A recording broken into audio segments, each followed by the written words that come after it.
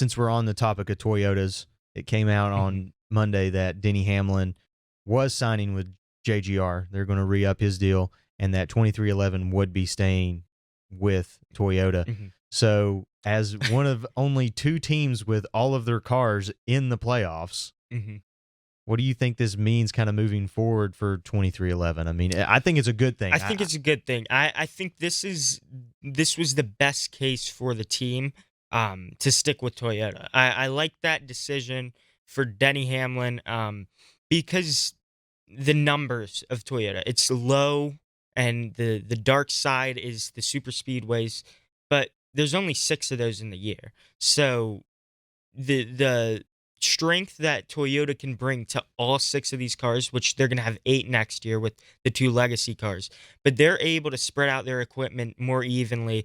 And I think Toyota overall will be the best manufacturer based on the finishing of each car they have. I think it's like Chevy, they have RCR, you have Trackhouse, and you have Hendrick, and they're all good teams. But then you have the Spires and teams like Colleague that are solid, but they're not gonna win races every week or at all.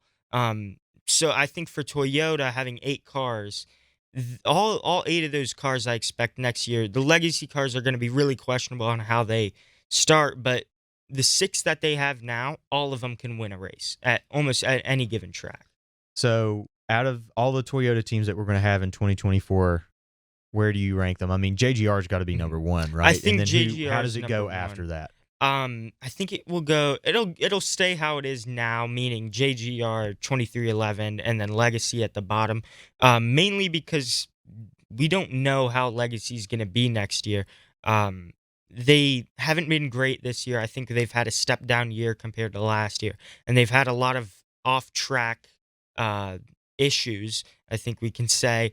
But next year, it's a real big question mark, but I still think they're going to be very competitive. I see them coming in as a team that's better than Colleague, maybe even with RCR, which RCR started this year really good.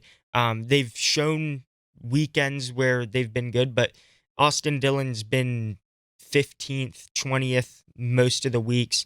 Kyle Busch is their lead car by a decent margin.